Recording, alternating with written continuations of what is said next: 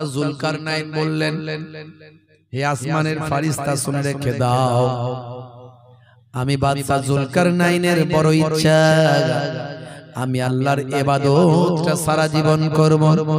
আর যদি অনেক বেশি আমি হায়াত পেতাম তাহলে অনেক বেশি আমি আল্লাহর ইবাদতে কাটিয়ে দিতাম। আসমানের ফারিস্তা বলল, হুজুর আমি আসমানে ফারিস্তাদের ভিতরে শিখ শুনেছি পৃথিবীর এক প্রান্তে একটা পাহাড় আছে, পাহাড়টার নাম হলো কোকেসাস। এই কোকেসাস পর্বতের নিচে গভীর অন্ধকারের ভিতরে একটা কুয়া আছে, এই কুয়াটার নাম হলো আবে হায়াত। এই আবে হায়াতের কুয়ার পানি যদি কোনো ব্যক্তি পান করে, যে কুয়াটার পানি হলো দুধের থেকে সাদা আর মধুর চেয়ে মিষ্টি, এই কুয়ার পানি যদি একবার কেউ পান করে সে আর সারাটা জীবন মরবে না, সারা জীবন আমার আল্লাহ তাআলা হায়াতটা বাড়িয়ে দেবে। হে তরুণ যুবকেরা, বাদশা জুলকারনাইন বলল আমি ইবাদত করতে চাই, সারা জীবন বাঁচতে চাই, আমি আবে হায়াতের পানি তাহলে পান করতে চাই। আমি যদি আবে হায়াতের পানিটা যদি পান করতে পারি, আমি আমার মহান প্রভু আমার আল্লাহ ইবাদতটা সারাটা জীবন ধরে করতে পারবো। সবচেয়ে বেশি ইবাদত আমি করতে পারবো আমার রবের ইবাদত করা বন্ধ আমি করব না। আমি আমার রবের ইবাদত বেশি বেশি করতে চাই, তার জন্য সারা জীবন বাঁচতে চাই, তার জন্য কিয়ামত পর্যন্ত আমি বাঁচতে চাই, কিয়ামত পর্যন্ত আমার প্রভু ইবাদত আমি করতে চাই। যদি আমার প্রভু আমাকে দয়া করে আবে হায়াতের পানি পান করার সুযোগ দেন। হে তরুণ যুবকেরা, এই বলে তিনি ফারিস্তার থেকে বিদায় নিয়ে রাজপ্রাসাদে চলে গেলেন। কবি সংক্ষেপ করে বলছি, আমাদের অল্প দিনের জিন্দেগি, আমরা তো আর আবে হায়াতের পানি পান করতে পারবো না। অল্প দিনের জিন্দেগি, গোর গোর সওয়াল গোর গোর জবাব। হে তরুণ যুবকেরা শুনে রেখে দেন, আমার আল্লাহ বলছেন মরতে তোমাকে হবে, মৃত্যু ছাড়া কেউ রেহাই পাবে না। কুল্লু নাফসিন যায়কাতুল মাউত, তো মরবে যখন বান্দা মৃত্যুর জন্য তৈরি হয়ে যাও, মৃত্যুর জন্য তৈরি হও। কতটা তৈরি হয়েছি একবার ভাবুন তো দেখি, কতটা আমরা তৈরি হয়েছি মৃত্যুর জন্য প্রস্তুত হয়েছি, কতটা আমরা নিজেদের সম্পদ গচ্ছিত করতে পেরেছি একবার চিন্তা করুন, একবার ভাবুন। হে তরুণ যুবকেরা,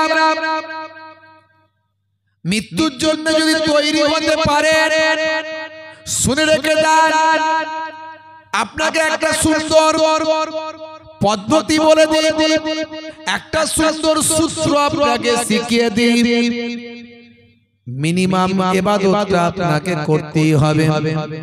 আপনাকে সর্বপ্রথম ঈমানদার হতে হবে, তারপরে আপনাকে ইবাদত আমলওয়ালা হতে হবে।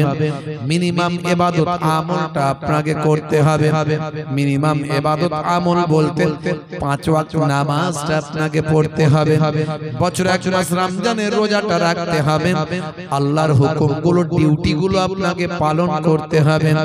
এই অল্প করলেন, বেশি যদি নাও করতে পারেন, শুনেন হে যুবকেরা, হে আমার বাপেরা, মুরব্বিয়ানেরা খেয়াল করেন, মনে রাখবেন পৃথিবীর মানুষের কাছে আপনি একজন ভালো মানুষ হয়ে যাবেন। পৃথিবীর মানুষ যদি আপনার মৃত্যুর পরে বলে মানুষটা ভালো লোক, ভালো লোক, ভালো লোক, আল্লাহর নবী বলেন ঈমানদারদের সাক্ষীটা আল্লাহর দরবারে গ্রহণযোগ্য। ঈমানদারদের সাক্ষীটা আল্লাহ তাআলার দরবারে গ্রহণযোগ্য। আল্লাহর নবীর কাছে দুইটা ডেড বডি আনা হলো, একটা ডেড বডিকে আল্লাহর নবীর সাহাবীরা বললেন, ইয়া রাসূলুল্লাহ, হাবিবাল্লাহ, এই যে ডেড বডিটা দেখছেন হুজুর, এই ডেড বডিটা বিরাট ইবাদত বন্দেগী বেশি ছিল না, যেটুকু 5 ওয়াক্ত নামাজ, বছরে 1 মাস রমজানের রোজা, যেটুকু সামান্য ইবাদত বন্দেগী কম্পালসারি যেগুলো বাধ্যতামূলক যেগুলো সে ইবাদত গুলো তার ছিল। অতিরিক্ত নামাজ, অতিরিক্ত রোজা, অতিরিক্ত হজ যাকাত, অতিরিক্ত তেলাওয়াত, অতিরিক্ত ইবাদত, নফল নামাজ, নফল রোজা, এমন কিছু তার বেশি ছিল না। তবে ইয়া রাসূলুল্লাহ, হাবিবাল্লাহ, এই বান্দাটি মুখের ব্যবহারটা এত ভালো ছিল, আখলাক চরিত্রটা এত ভালো ছিল, মানুষের মরা অন্তর জীবিত হয়ে যেত, মানুষের দুঃখ দুর্দশা তার ঘুচে যেত, লোকে তাকে ভালো লোক বলে জানে, মানুষের মনের দুঃখ দুর্দশা যন্ত্রণা সে মিটিয়ে দিত, মানুষ তাকে ভালো লোক বলে।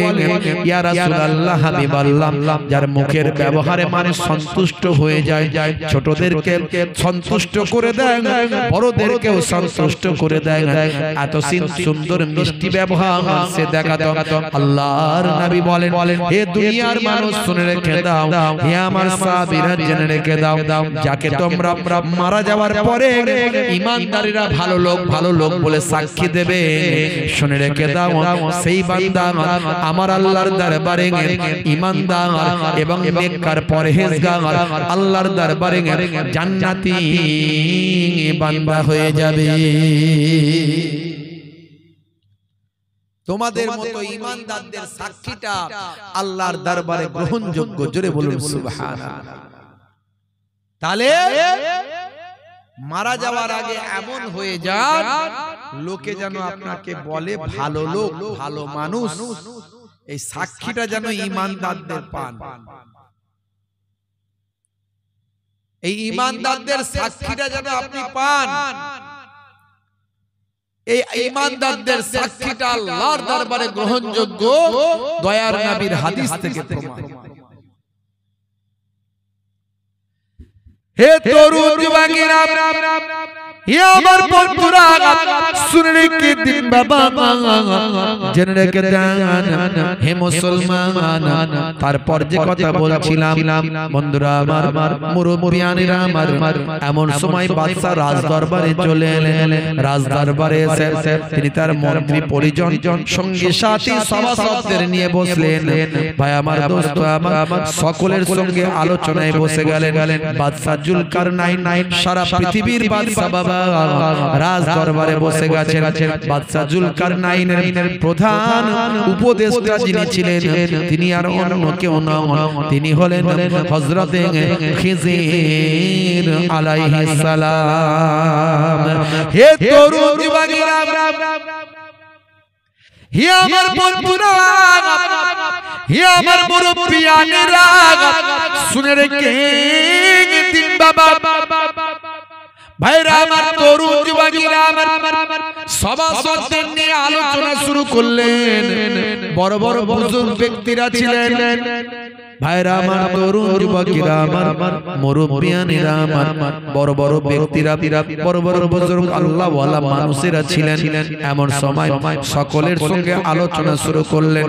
হে আমার সভাসদগণেরা, হে আমার সঙ্গী সাথীরা, আমি আপনাদের সঙ্গে কথা বলতে চাই। আমি দীর্ঘদিন বাঁচতে চাই, দীর্ঘদিন আল্লাহর ইবাদত বন্দেগী করতে চাই। আমি সহজে মারা যেতে চাই না।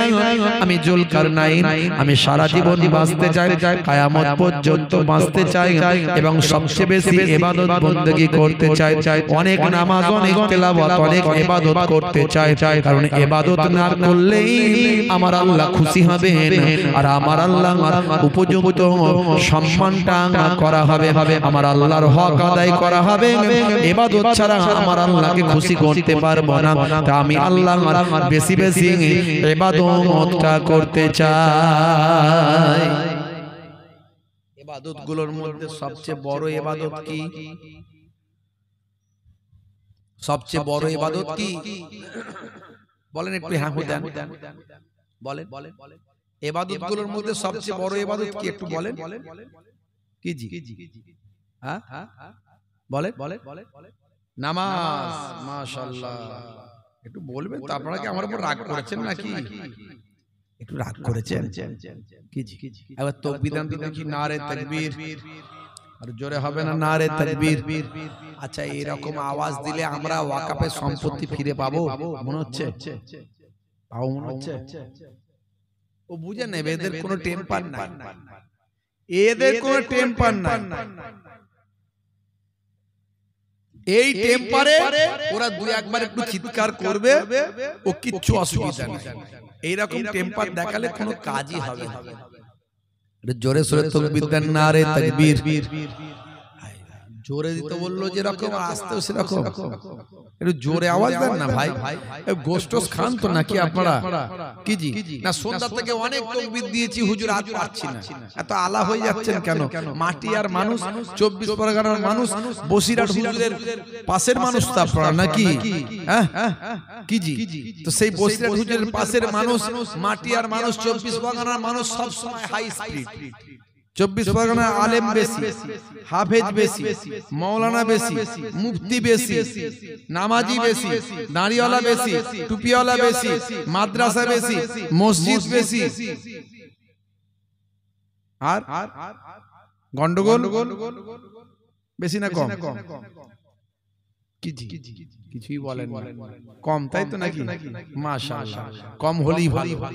একটু জোরে সোরে তাকবীর দেন থেকে 24 পরগনার মানুষ, মাটি আর মানুষ, নারে তাকবীর। জানো মনে হচ্ছে আপনারা খান না 3-4 দিন। আমি এত জোরে আওয়াজ দিচ্ছি, আপনাদের আওয়াজ বের হচ্ছে না। কি জি? এই যুবকের একটু জোরে দাও না রে ভাই, জোরে সোরে আওয়াজ দেন, নারে তাকবীর। একই রকম, একটু আওয়াজ জোরে বের হচ্ছে। কি জি ভাইরা আমার, এই যে ওয়াকাফের সম্পত্তি, এই লড়াই আপনার আমার মসজিদ মাদ্রাসার লড়াই, কথা ঠিক না ভুল বলে? হ্যাঁ 5 তারিখে আবার রায় আছে সুপ্রিম কোর্টে। এই বিলেতে কি বলা হয়েছে জানেন? বলা হয়েছে যে সে আর তার সম্পত্তি ওয়াকফ করতে পারবে না। তাহলে ওয়াকফ করতে গেলে বলছে 5 বছর আগে নামাজ কালাম ইবাদত বندگی ঠিকভাবে করতে হবে। প্র্যাকটিসিং ইসলাম মানে ইসলামের প্র্যাকটিস তার থাকতে হবে। যদি 5 বছর তার ইসলামের প্র্যাকটিস ঠিকঠাক থাকে, ওই বাবুরা যদি মনে করে যে হ্যাঁ ইসলামের প্র্যাকটিস আছে, এবারে মনে করলো যে আমি ওয়াকাফের সম্পত্তি দেব, আমি ওয়াকফ করব, তখন সে করতে পারবে, তার আগে পারবে না। তার মানে যদি মনে করে কোন অমুসলিম ভাই যে আমি মুসলমানদের ডেভেলপমেন্টের জন্য, মুসলিম সমাজ অনেক পিছিয়ে, শিক্ষা দীক্ষায় এখনো তো অনেক পিছিয়ে, স্বাস্থ্যে উন্নতিতে, যেমন হিন্দু ভাইরা অনেক উন্নতি, তাদের অনেক ডেভেলপমেন্ট, তাদের শিক্ষা দীক্ষায় দেখুন আর আমাদের শিক্ষা দীক্ষায় দেখুন, আগের থেকে আমাদের ডেভেলপমেন্ট হয়েছে। কিন্তু যদি অর্থনৈতিক পরিকাঠামোর দিক থেকে দেখেন, 80% মুসলমান, তারা কিন্তু অনেক পুয়ার, মাত্র 20% মুসলমান ধনী। তাহলে যদি কোন হিন্দু, খ্রিস্টান, জৈন, বৌদ্ধ মনে করে যে আমার অনেক সম্পত্তি আছে, আমি কিছুটা সম্পত্তি মুসলমানদের উন্নতির জন্য দেব, ওয়াকফ করব, আর দিতে পারবে না। বলছে 5 বছর প্র্যাকটিসিং মুসলিম হতে হবে তাকে। তার মানে 5 বছর নামাজ কালাম ইসলাম মেনে চলতে হবে, তাহলে অন্য ধর্মের মানুষ আর ওয়াকফ করতে পারবে না। এটা একটা। 2 নাম্বার হলো কি বলছে, একটা কমিটি হবে, একটা কমিটি হবে, সেই কমিটিতে প্রায় 20-22 জনের একটা কমিটি হবে। সেখানে মাত্র 8 জন মুসলিম থাকবে আর 12 জন অমুসলিম থাকবে। ভাবতে পারেন, আপনার বাপ 14 পুরুষের দেওয়া সম্পত্তি, ওয়াকফ করা সম্পত্তি আফটার জেনারেশন গরিব দুস্থ অসহায় মুসলমানদের উন্নতির জন্য দেওয়া সম্পত্তি, সেই সম্পত্তি কেমন ভাবে ইউটিলাইজ করবেন, ব্যবহার করবেন, তার জন্য বলছে 8 জন মুসলমান থাকবে আর বাকি 12 জন অমুসলিম থাকবে। আচ্ছা বলুন তো, আমার কারোর উপর রাগতাপ নাই, এটা যদি অন্য ক্ষেত্রে হয় কি সম্ভব? যদি খ্রিস্টানদের গির্জার যে সম্পত্তি আছে সেই সম্পত্তিতে মুসলমানদের কমিটিতে ঢোকানো হবে কি না? আমার হিন্দু ভাইদের যে দেবত্ব সম্পত্তি আছে, যে মন্দিরের ট্রাস্টের সম্পত্তি আছে, সেই ট্রাস্টের মন্দিরের সম্পত্তিতে এই রকম মুসলমান ভাইদেরকে সেই কমিটিতে রাখা হবে? হবে কি যে 12 জন মুসলমান থাকবে আর 8 জন সেই সম্প্রদায়ের মানুষ থাকবে? এরকম হবে? কখনোই হবে না। তাহলে এটা কি করে মুসলমানরা মেনে নিতে পারে? ভাইরা আমার, তরুণ যুবকেরা আমার, মুরব্বিয়ানেরা আমার, এই রকম বেশ কিছু আইন করা হয়েছে। এই ওয়াকফের নতুন সংশোধনী বিল যেটা এসেছে, এর দ্বারাই আমার আপনার মসজিদ, মাদ্রাসা, ঈদগাহ, গোরস্থান, আপনারা দেখেছেন এই আইনটা শুধু পাস হতে দেরি হয়েছে, এখনো ইমপ্লিমেন্ট হয়নি, নোটিফিকেশন জারি হয়নি, বাস্তবায়িত হয়নি। তার আগে বহু মাদ্রাসা সিল করে দিয়েছে, অনেক গোরস্থান ভেঙে গুড়িয়ে দিয়েছে। আপনারা দেখেছেন কি অবস্থা হয়েছে। এর জন্য কি করতে হবে? এই আইন প্রত্যাহার করানোর জন্য কি করতে হবে না? আমাদেরকে দুটো পথ অবলম্বন করতে হবে। একটা হলো আইনি পথ, যেমন সুপ্রিম কোর্টে লড়াই করা হচ্ছে, বেশি বেশি লড়াই করতে হবে, মামলা করতে হবে। তার সঙ্গে সঙ্গে গণতান্ত্রিক পদ্ধতিতে সংবিধানকে মান্যতা দিয়ে শান্তিপূর্ণ দীর্ঘমেয়াদী আন্দোলন করতে হবে। প্রয়োজন হলে কৃষক আন্দোলনের মতো দিল্লির যন্তর মন্তরে গিয়ে বছরের পর বছর খাবার দাবার নিয়ে গিয়ে সেখানে থাকতে হবে, আন্দোলন করতে হবে। শুধু তাই নয়, ভারতবর্ষের 28টা রাজ্যের 28টা রাজধানীতে বছরের পর বছর প্রয়োজন হলে আমার আর ঘরে 2জন 1জন ছেলে প্রত্যেক দিন যাতায়াত করে থেকে এই আন্দোলনকে জারি রেখে বুঝিয়ে দিতে হবে যে আমরা আন্দোলন জারি রেখেছি, জীবন চলে গেলেও আন্দোলন বন্ধ করব না। এটা আমাদের মাদ্রাসা, মসজিদ, গোরস্থান বাঁচানোর লড়াই। এই লড়াইয়ে যদি আমাদের জীবন পর্যন্ত উৎসর্গ করতে হয়, আমরা মুসলমানেরা করতে রাজি আছি। কারা কারা প্রস্তুত আছেন হাত তুলে দেখান তো দেখি। মাশাআল্লাহ, নারে তাকবীর, নারে তাকবীর।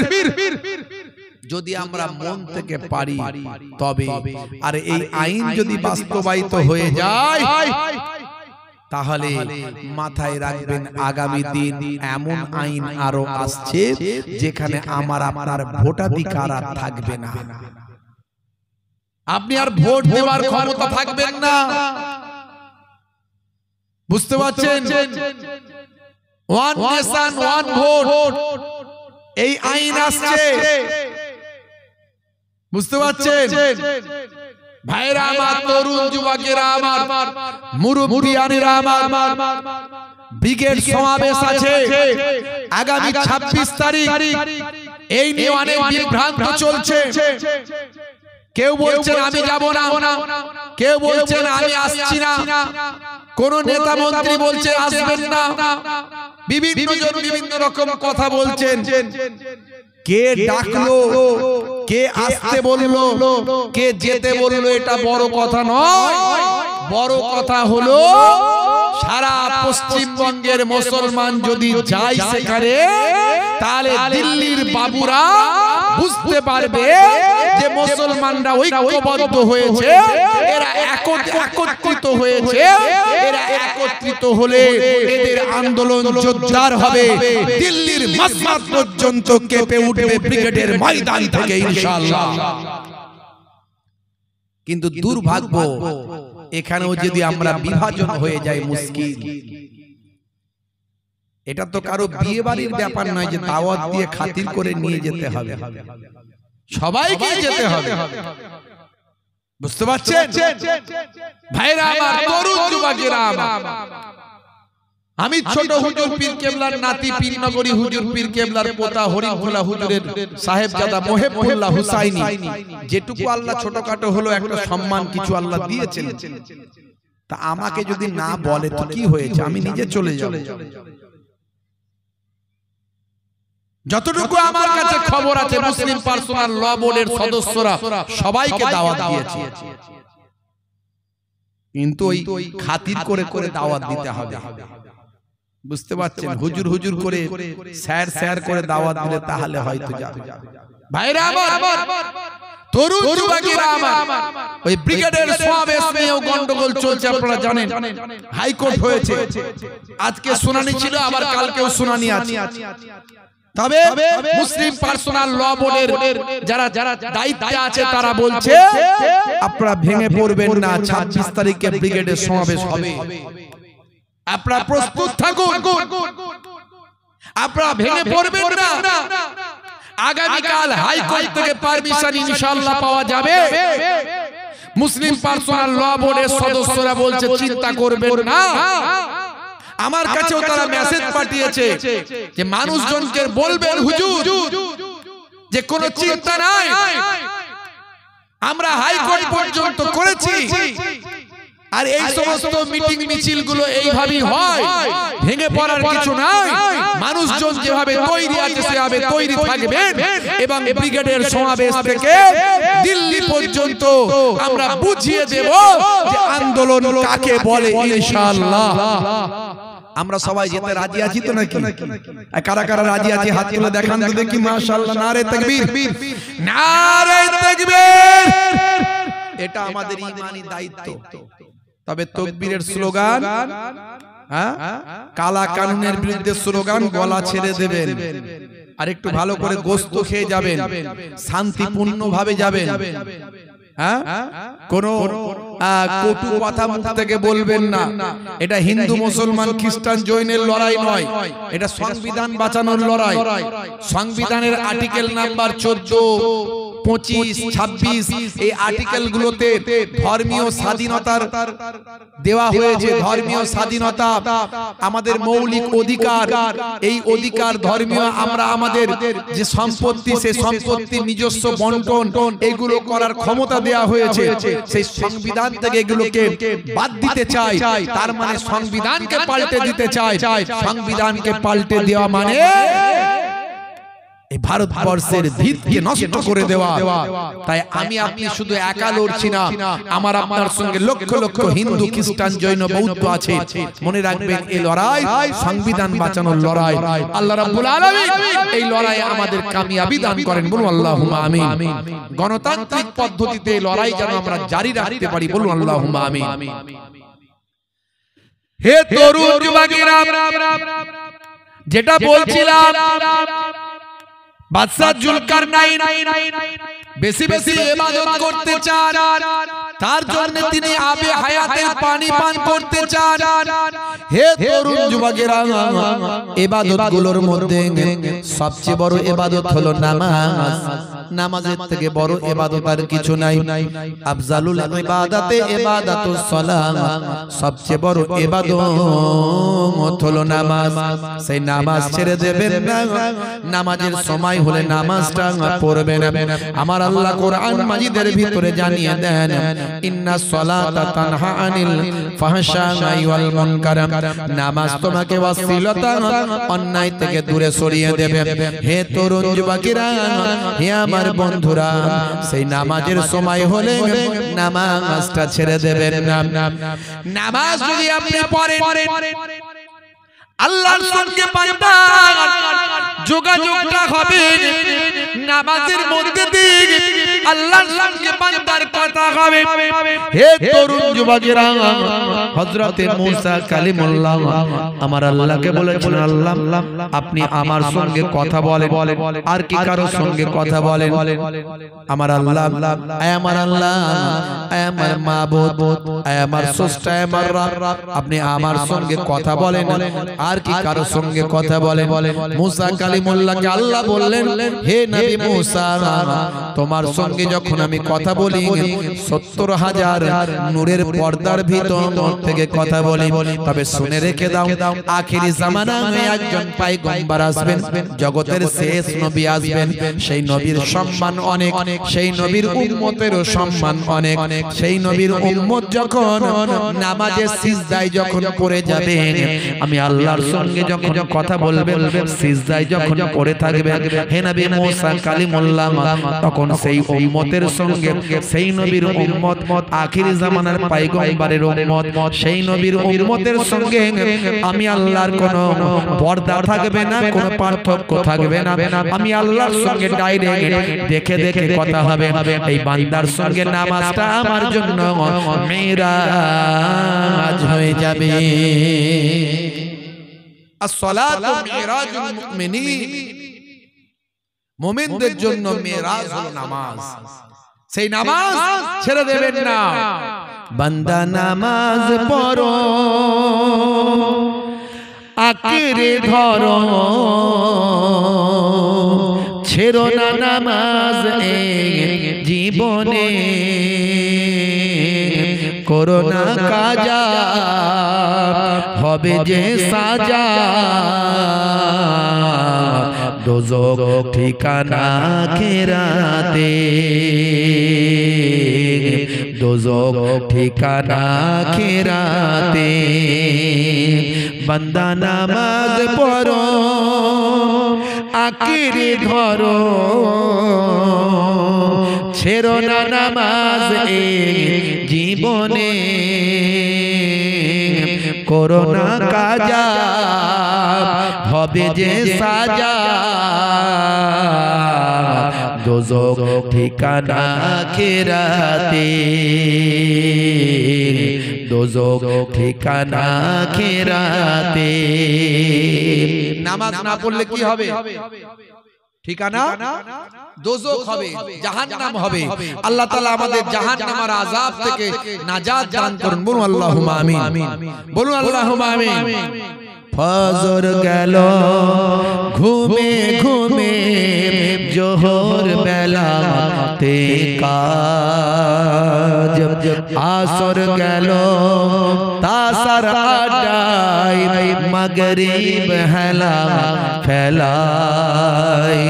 ফজর গেল ঘুমে ঘুমে, জোহর বেলাতে কাজ, আসর গেল তাসার আড্ডায়, মাগরিব হেলা ফেলায়। নামাজ তোমার সঙ্গের সাথী, নামাজ হলো গোরের বাতি। নামাজ বিনা এই দুনিয়ায় সবই যে বৃথা। বান্দা নামাজ পড়ো, আঁকড়ে ধরো,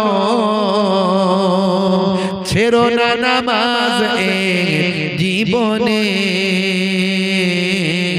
করো না কাজা, হবে যে সাজা, দোজখ ঠিকানা আখিরাতে, দোজখ ঠিকানা আখিরাতে। আল্লাহ তাআলা হেফাজত করুন। আল্লাহুম্মা আমিন। জোরে হবেন আল্লাহুম্মা আমিন। নারে তাকবীর। ভাইরা আমার, তরুণ যুবকেরা আমার, সেই নামাজ সবচেয়ে বড় ইবাদত। আল্লাহ তাআলা আমাদের প্রত্যেককে নামাজি বানিয়ে দেন। ভাইরা আমার, এই নামাজ সমস্ত নবীদের জামানাতেই ছিল। এই রকম ৫ ওয়াক্ত ধারাবাহিক স্টাইলে ছিল না। মুসা নবীর জামানায় ২ ওয়াক্তের নামাজ ছিল, এরকম অন্যান্য নবীদের জামানায় নামাজ ছিল। বাদশা জুলকারনাইন নামাজ তার আমলে ছিল। হে তরুণ যুবকেরা, হে আমার বন্ধুরা, হে আমার মুরব্বিয়ানেরা, শুনে রেখে দিন বাবা। এমন সময় দেখতে পাওয়া যায় বাদশা বললেন, হে আমার সঙ্গী সাথীরা, হে আমার সভাসদেরা, হে আল্লাহর নেক বান্দারা, আমি যে সন্ধানটা পেয়েছি এই সন্ধানটার সম্পর্কে কি আপনাদের জানা আছে? আপনারা কি আবে হায়াত কুয়ার সম্পর্কে জানেন? এই আবে হায়াতের পানির সম্পর্কে কি জানেন? সেই সময় বুজুর্গ ব্যক্তিদের মধ্যে কেউ কেউ বললেন, হযরতে আদম আলাইহিস সালাতু ওয়াস সালামের বর্ণনা থেকে পাওয়া যায় আবে হায়াতের কথা। আবে হায়াতের পানি মধুর চেয়ে মিষ্টি, দুধের চেয়ে সাদা। যদি কেউ একবার পান করে তার জীবনে জিন্দেগিতে আর কখনো মৃত্যু আসবে না।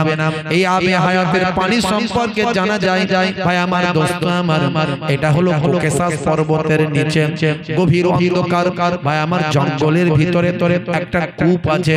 এই কূপটা গভীর অন্ধকারের ভিতরে আছে। এই রকম বর্ণনা হযরতে আদম আলাইহিস সালাতু ওয়াস সালামের মধ্যে থেকে তার বর্ণনা থেকে পাওয়া যায়, তার বক্তব্য থেকে পাওয়া যায়। হে তরুণ যুবকেরা, হে আমার বন্ধুরা, একদিকে বসেছিলেন হযরতে লোকমান হাকিম, আর একদিকে বসেছিলেন হযরতে খিজির আলাইহিস সালাম, আর সামনে আরো বসে আছেন আল্লাহওয়ালা মানুষ ভাই আমার, সেনাপতি থেকে শুরু করে বড় বড় রাজ দরবারের বড় বড় ব্যক্তিত্বরা।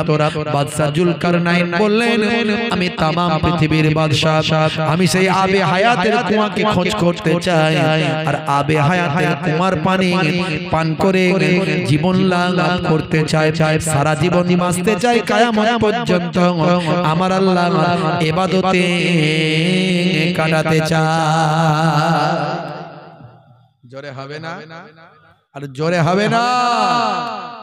কি গো, সারা জীবন কেউ বাঁচবে বলেন তো? বাঁচবে? বন্ধুরা, আমার তরুণ যুবকেরা, 12 বছরের জন্য রাজ দরবারের ভার, 12 বছরের জন্য দেশ চালানোর দায়িত্ব নির্দিষ্ট ব্যক্তির হাতে অর্পণ করলেন। একদিকে দিলেন লোকমান হাকিমকে, আর একদিকে দিলেন হযরতে খিজির আলাইহিস সালামকে। হযরতে খিজির আলাইহিস সালামকে দায়িত্ব দিলেন, ও আল্লাহর নেক বান্দা, ও হযরতে খিজির আলাইহিস সালাম, আপনি হলেন প্রধান উপদেষ্টা, আপনি হলেন সবচেয়ে গুরুত্বপূর্ণ দায়িত্বে, আপনাকে সামনে যেতে হবে, আপনাকে এই রাস্তাটা পরিচালনা করতে হবে, এই বিরাট যে মিশন, এই মিশনটা সাকসেসফুল করতে হবে, আপনি দায়িত্বটা বেশি পালন করবেন। শোনেন, আবে হায়াতের কুয়া খোঁজ করতে গেলে গভীর অন্ধকার জঙ্গলের ভিতরে, যেখানে ঘুটঘুটে অন্ধকার পাওয়া যাবে, যেখানে সূর্যের আলো পৌঁছায় না, এমন অন্ধকারের ভিতরেই তো আমার আল্লাহ সেই কূপটা, কুয়াটা রেখেছেন, আবে হায়াতের কুয়া। সেখানে যেতে গেলে আলো লাগবে, লাইট লাগবে। রাজকোষ থেকে দুটো মূল্যবান মানিক পাথর আপনি বের করে নিন, মূল্যবান মানিক পাথর বের করে নিন, যে পাথরের আলোয় অন্ধকারের ভিতরে আলোকিত হয়ে যাবে। সেই পাথরটা একটা আমার কাছে রাখেন, আর একটা হে হযরতে খিজির আলাইহিস সালাম আপনার কাছে রেখে দিন। দুটো পাথর দুজনের কাছে নিলেন, অন্ধকারে আলোকিত করা পাথর রাজ কোষ থেকে নিয়ে চলতে লাগলেন। বাবা, বহু সৈন্য সামন্ত নিয়ে সঙ্গী সাথী নিয়ে একেবারে পূর্ব দিকে হাঁটতে শুরু করলেন। তৎকালীন যুগে হে তরুণ যুবকেরা, চলতে চলতে চলতে চলতে পৃথিবীর এক প্রান্ত থেকে অন্য প্রান্তের দিকে যেতে যেতে বহু অলৌকিক জিনিসপত্র দেখতে লাগলেন। অলৌকিক জিনিস তার চোখে আসলো। বন্ধুরা আমার, তরুণ যুবকেরা আমার, যেতে যেতে একটা নদী পড়ল বিশাল। সেই নদীর ধারে গিয়ে দেখে এক মানুষ জাতীয় এক ধরনের প্রাণী, এক ধরনের জীব নদীর ধারে বসে আছে। এমন সময় হযরতের বাবা জুলকারনাইন বললেন, দেখুন দেখুন এই প্রাণীগুলো কেমন প্রাণী, যেন মনে হচ্ছে মানুষ, কিন্তু পায়ের দিকটা লেজের দিকটা দেখে মনে হচ্ছে মাছ। এরা মানুষগুলো কেমন মানুষ? এই মানুষগুলো কি আমরা এর আগে কখনো দেখেছি? সঙ্গী সাথীরা বললেন, ও আল্লাহর মাহবুব বান্দা ও বাদশা জাপানা, এমন মানুষ জীবনে জিন্দেগিতে আমরা কখনো দেখি না। বাদশা জুলকারনাইন বললেন, জান জান জান, দুজন এইরকম মানুষকে আমার সামনে ধরে আনো, দেখি তারা অরিজিনাল মানুষ না অন্য কিছু।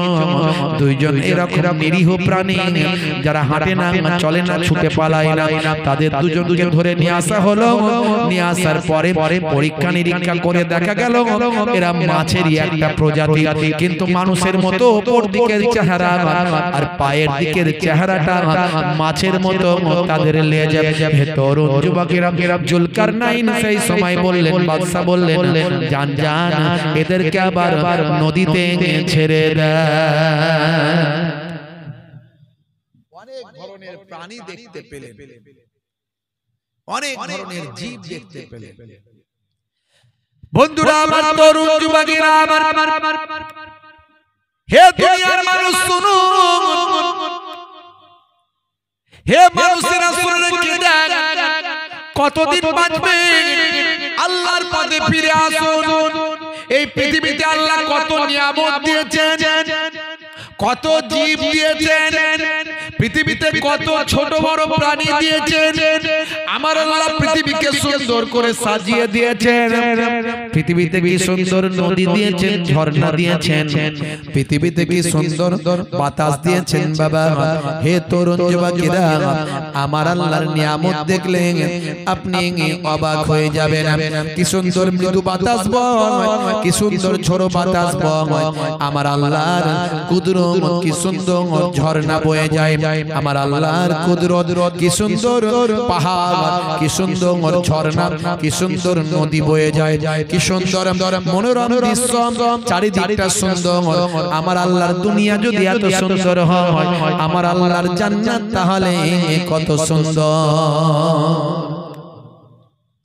দুনিয়া সুন্দর, মানুষ সুন্দর, আসমান সুন্দর, জমিন সুন্দর, সুন্দরে সুন্দরে পাল্লা। জানি না কত সুন্দর তুমি আল্লাহ, জানি না কত সুন্দর তুমি আল্লাহ, জানি না কত সুন্দর তুমি আল্লাহ, জানি না কত সুন্দর তুমি আল্লাহ। আর জোরে হবে না। ঝর্ণা ছুটে চলে কে বেগে, পৃথিবীর পথে কত ছবি এঁকে। ঝর্ণা ছুটে চলে কে বেগে, পৃথিবীর পথে কত ছবি এঁকে। সাগরের গর্জনে, নদীর কলতানে, সাগরের গর্জনে, নদীর কলতানে, ঢেউয়ে ঢেউয়ে দেয় পাল্লা।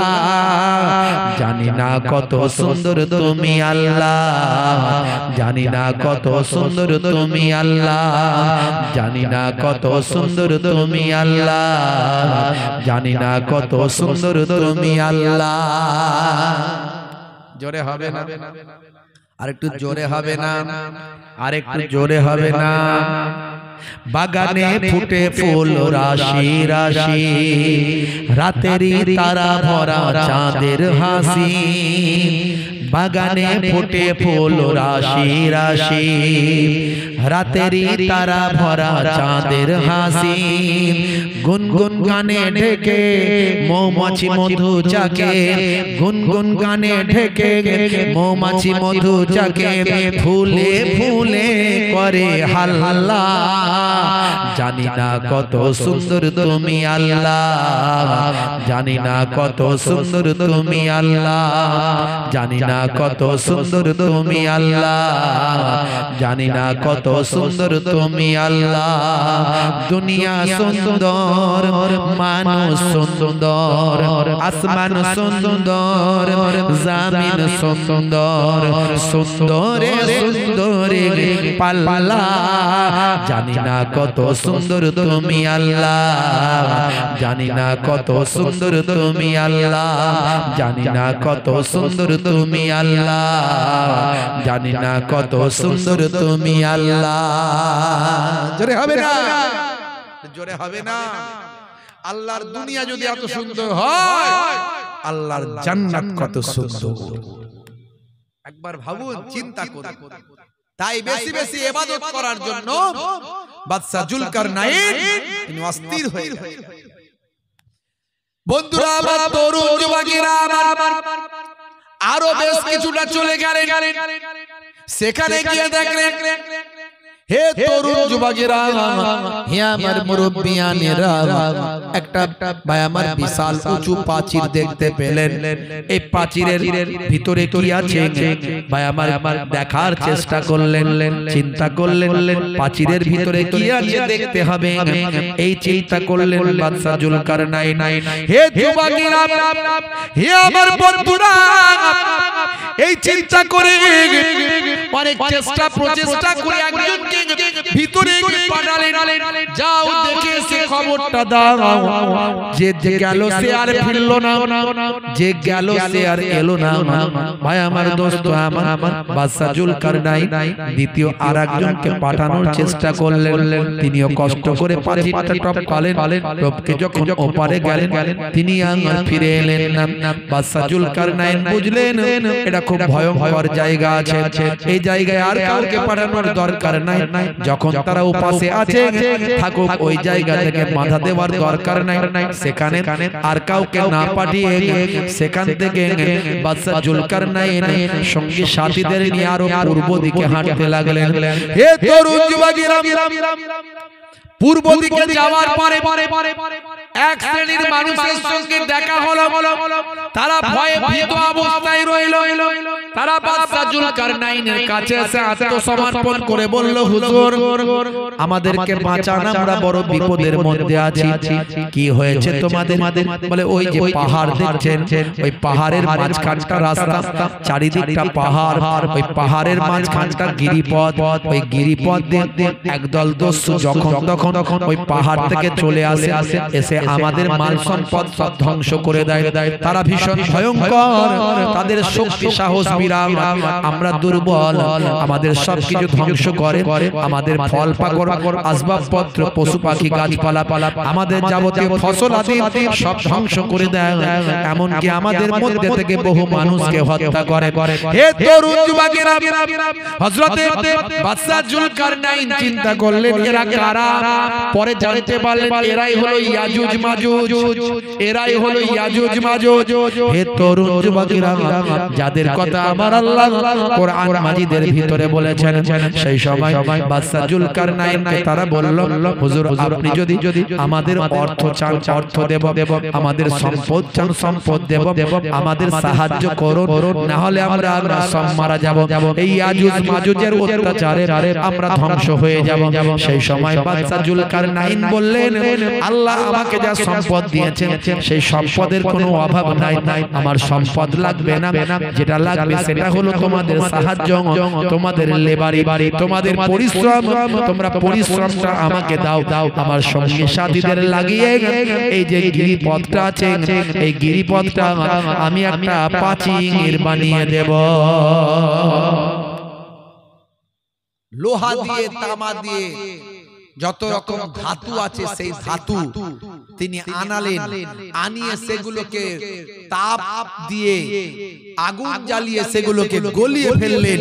গলিয়ে ফেলে সেই বিশাল পাহাড়ের মাঝখানে গিরিপথকে তিনি ঝালাই করে ঢালাই করে লোহা বিভিন্ন ধাতু দিয়ে আল্লাহর কুদরতি সাহায্য নিয়ে সেখানটা ঘিরে একেবারে ঢালাই করে দিলেন। এই দিক থেকে ঘিরে দিলেন যাতে করে আর ইয়াজুজ মাজুজ আর বেরোতে না পারে। তারপর থেকে ইয়াজুজ মাজুজ আর কখনো বাইরে বেরোতে পারে না। ভাইরা আমার, কিয়ামতের আগে তারা এক সময় বাইরে বেরিয়ে আসবে। এই ইতিহাস আপনারা জানেন। আর তাদেরকে যিনি বন্দী করেছিলেন তিনি হলেন এই বাদশা জুলকারনাইন। হে তরুণ যুবকেরা, হে আমার বন্ধুরা, শুনে রেখে দিন বাবা, জেনে রেখে দেন হে মুসলমান, এই কথাগুলো সব কোরআন মাজিদের কথা। আমার আল্লাহ জুলকারনাইনের বয়ান কোরআন মাজিদে করেছেন। আমার আল্লাহ ইয়াজুজ মাজুজের বয়ান এই কোরআন মাজিদের ভিতরে করেছেন। এগুলো সব কিয়ামতের আলামত বাবা, কিয়ামতের আলামত। এই ইয়াজুজ মাজুজ বের হবে ভাইরা আমার, ভাই আমার, আপনার কি বলবো, দাজ্জাল বের হবে। হে তরুণ যুবকেরা, হে আমার বন্ধুরা, সারা পৃথিবীতে একটা মালহামা তৈরি হবে। ঘরে ঘরে গান বাজনা ঢুকে যাবে, মহিলারা সমাজে নেতৃত্ব দেবে, আর পুরুষের সংখ্যা কমে যাবে, নারীর সংখ্যা বেড়ে যাবে। হে তরুণ যুবকেরা, হে আমার বন্ধুরা, নারীরা অশ্লীল পোশাক পরিধান করবে, সমাজে ফিতনা ফাসাদ চারিদিকে চালু হয়ে যাবে। এই রকম সারা পৃথিবীতে একটা মালহামা যুদ্ধ শুরু হয়ে যাবে। এই মালহামাতে 1/3 মানুষ মারা যাবে, আধুনিকতা হারিয়ে যাবে। হে যুবকেরা, এর পরে দেখা যাবে ইমাম মাহদী আলাইহিস সালাম পৃথিবীর জমিনে আগমন করবে। এগুলো সব কিয়ামতের আলামত। এর আলোচনা অনেক আছে, বেশি কথা বলবো না। আমি ইবাদত নিয়ে কথা বলছি। আপনাকে আমাকে ইবাদত করতে হবে। নামাজ ছেড়ে দিয়ে, রোজা ছেড়ে দিয়ে, রাসূলের সুন্নাত তরিকা ছেড়ে দিয়ে আমরা কখনো জান্নাত পেতে পারবো না। কিছু কিছু ব্যক্তি বলে না, হুজুর আমি নামাজ না পড়তে পারি, আমার ঈমান কিন্তু পাক্কা। বলে কি বলে না? বলে নামাজ না পড়তে পারি, ঈমান কিন্তু পাক্কা। এই সব কথা আর বললে হবে না। এখন কেউ বোকা নাই, সবাই চালাক। এসব কথা বলে লোককে ঠকিয়ে লাভ আছে? যে নামাজ পড়বে না, নামাজ ছেড়ে দিয়েছে, তার ঈমান কখনো পাকা হতে পারে না। যদিও ঈমান থাকে, সেটা দুর্বল ঈমান। আমি নামাজ পড়তে পারি না, ঈমান আমার পাক্কা, পাকামো করার জায়গা খুঁজে পাওনি। কবরে দেওয়ার পরে, ঈমানের পরে যখন আমলের প্রশ্ন আসবে, সবচেয়ে আগে নামাজের সম্পর্কে জিজ্ঞাসা করা হবে। বান্দা নামাজ পড়তে? বন্ধুরা আমার, এখন আর কেউ বোকা না, সবাই চালাক। এই মোবাইলের যুগ, ইন্টারনেটের যুগ। একটা মহিলা ভিখারি ভিক্ষা করতে করতে, গ্রামে ভিক্ষা করতে করতে, মহিলা ভিখারি একজন ভিক্ষা করতে করতে একজন বুড়ি মায়ের কাছে গেছে, গিয়ে বলছে, বুড়ি মা, তোমাকে ভিক্ষা কিছু দিতে হবে না, তুমি খেতে দাও। শুনছেন কথা? বলছে, বুড়ি মা, তোমাকে ভিক্ষা দিতে হবে না, কিছু খেতে দাও। বুড়ি মা বলছে, মা, ভাত রান্না হচ্ছে, হতে একটু দেরি আছে, আমি রেডি করছি, তুমি একটু ঘুরে ঘাড়ে এসো, এসে খাবে। তখন ওই ভিখারি মহিলা বলছে, মাগো, আমার কি অত সময় আছে এসে বসে থাকার? কত ব্যস্ত বুঝতে পারছো না? আমি আমার ফোন নাম্বারটা দিচ্ছি, তোমার ভাতটা সব রেডি হয়ে গেলে আমাকে মিস কল মেরে দিও। বুঝতে পারছো? বুড়িমাও তো এখনকারের বুড়িমা। বলছে, হ্যাঁ গো মা, মিস কল মারার কি দরকার আছে বলো, অত ঝামেলার দরকার নাই। তো এক কাজ করব, সব রেডি হয়ে গেলে আমি ছবি তুলে হোয়াটসঅ্যাপে পাঠিয়ে দেব, আর তুমি ডাউনলোড করে খেয়ে নেবে। বুঝতে পারছো? আর বোকা কেউ নাই। আমি নামাজ পড়ি না, ঈমান পাক্কা, ওসব কথা বলে লাভ নাই। নামাজ ছেড়ে দিয়ে কেউ জান্নাতে যেতে পারবে না। আর ইবাদতের জন্যই জুলকারনাইন সারা জীবন বাঁচতে চায়। হে তরুণ যুবকেরা, হে আমার বন্ধুরা শুনে রেখে দিন বাবা জেনে রেখে দেন হে মুসলমান এই নামাজকে কায়েম করার জন্য আমার আপনার নবী কত কষ্ট করেছেন এই নামাজকে কায়েম করার জন্য আমার আপনার নবী কত আঘাত সহ্য করেছেন নামাজকে কায়েম করার জন্য আমার আপনার নবী মার খেয়েছেন জুলুম অত্যাচার আর সহ্য করেছেন আমার আপনার নবী সারা শরীরটা লালে লাল হয়ে গিয়েছে এই নামাজকে কায়েম করার জন্য তায়েফের মাটিতে গিয়েছেন দয়ার নবী আমার রক্তাক্ত হয়েছেন এই নামাজকে কায়েম করার জন্য হে মুসলমান তুমি নবীর উম্মত বলে দাবি করো আর যদি নামাজ ছেড়ে দাও রে উম্মত নবী পাকের দরবারে কাল কিয়ামতের দিনে কেমন করে নাজাত পাবে আল্লাহর নবীর কাছে কেমন করে জবাব দেবে মনে রাখবে আমাকে আপনাকে মৃতদেহ কবরে দেওয়ার পরে কবরে যদি কেউ উপকার করে সেটা অন্য কেউ করবে না আমার আপনার দয়ার নবী আমার আপনার নাজাতের জন্য উপকার করবে হাজারো ব্যথা বেদনার পরে ফিরে আসুনি তুমি আপন ঘরে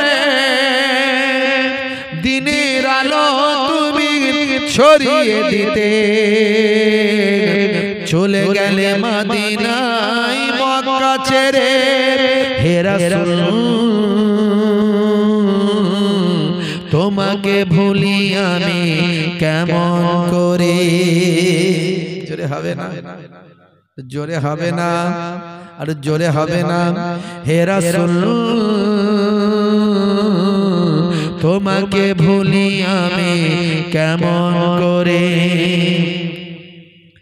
খেনা দিন প্রচারের কাজে নিজেকে দিয়েছো বিলিয়ে তায়েফের কাফেরেরা চিল্ল নাই আলো দুষ্টু ছেলেদের পিছু দিল লেলিয়ে খেনাকে দিন প্রচারের কাজে নিজেকে দিয়েছো বিলিয়ে তায়েফের কাফেরেরা চিল্ল নাই আলো দুষ্টু ছেলেদের পিছু দিল লেলিয়ে পাথরের আঘাতে ক্ষত বিক্ষত হয়ে সারা শরীর থেকে রক্ত ঝরে হে রাসূল তোমাকে ভুলি আমি কেমন করে হে রাসূল তোমাকে ভুলি আমি কেমন করে হাজারো ব্যথা বেদনার পরে ফিরে আসুনি তুমি আপন ঘরে দিনের আলো তুমি ছড়িয়ে দিতে চলে গেলে মদিনায় মক্কা ছেড়ে হে রাসূল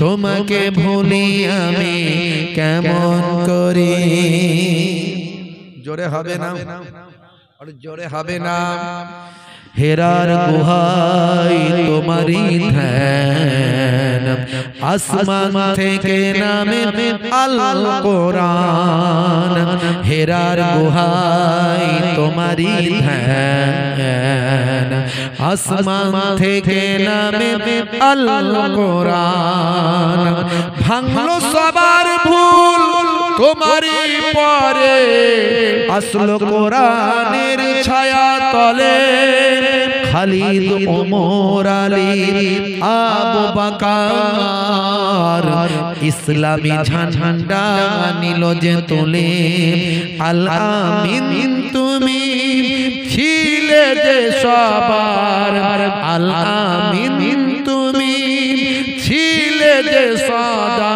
সকল মানুষের তরে হে রাসূল তোমাকে ভুলি আমি কেমন করে হে রাসূল তোমাকে ভুলি আমি কেমন করে হাজারো ব্যথা বেদনার পরে ফিরে আসুনি তুমি আপন ঘরে দিনের দিতে চলে গেলে মদিনায় মক্কা ছেড়ে হে রাসূল তোমাকে ভুলি আমি কেমন করে। জোরে হবে আর জোরে হবে না ভাইরা আমার। সেই নামাজ কত কষ্ট করেছেন আমার আপনার নবী, রাসূলের সুন্নাত, হালাল পথে চলা, মিথ্যা বলবেন না, প্রয়োজন হলে ঘুরিয়ে কথা বলবেন, কিন্তু মিথ্যা সমস্ত গুনাহের মা। ওয়া ইজতানিবু কাউলা যুর। ভাইরা আমার, তরুণ যুবকেরা আমার, মনে রাখবেন ছোটদের স্নেহ করবেন, বড়দের সম্মান করবেন। ছোটদের স্নেহ করবেন, বড়দের সম্মান করবেন, নিজের স্ত্রীকে মর্যাদা দেবেন, স্ত্রীর সঙ্গে খারাপ আচরণ করবেন না। সে তার বাম্মাকে ছেড়ে আপনার ঘরের মেহমান, আপনার ঘরে তাকে নিয়ে এসেছেন, বাম্মা আত্মীয় স্বজন সবাইকে ছেড়ে এসেছে, তার সঙ্গে খারাপ ব্যবহার করবেন না, তাকে কষ্ট দেবেন না, স্ত্রীর সঙ্গে খারাপ ব্যবহার করবেন না। কাল কিয়ামতের দিনে প্রত্যেকটা স্বামী স্ত্রীর সার্টিফিকেট ছাড়া জান্নাতে যেতে পারবে না। বুঝতে পারছেন?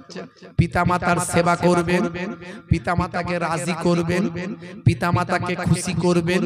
পিতামাতা যদি রাজি হয়ে যায়, আমার আল্লাহ আপনাকে জান্নাতটা দান করে দেবেন। হুমা জান্নাতুকা ওয়া নারুকা, তোমাদের বাম্মা হলো জান্নাত, তোমাদের বাম্মা হলো জাহান্নাম।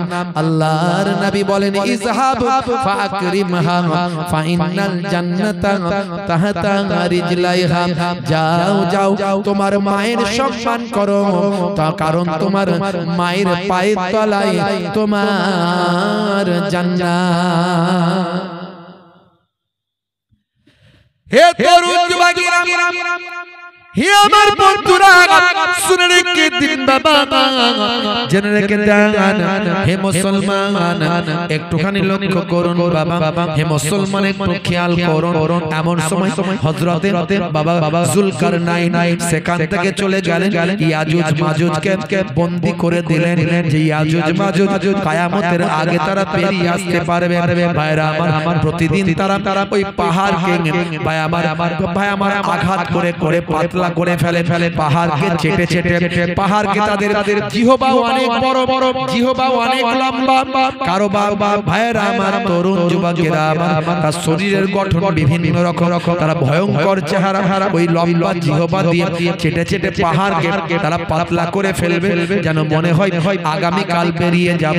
এই চিন্তা করে তারা রেখে দেবে। আল্লাহর কুদরতি ক্ষমতা, হযরতে যুলকারনাইনের ঘেরা প্রাচীরটা আমার আল্লাহ রাতারাতি আবার আগের মতো কংক্রিট মজবুত আবার শক্ত করে দেবেন। হে তরুণ যুবকেরা, কারণ তারা ইনশাআল্লাহ বলে না। কোন কিছু আমরা যদি সংকল্প করি, কি বলতে হয়? ইনশাআল্লাহ। আল্লাহ না চাইলে কোন কাজ সাকসেসফুল হবে ভাই? বলেন হবে? আপনি বলছেন আমি অনেক পড়াশোনা করেছি, পরীক্ষায় বসলেই পাস করব।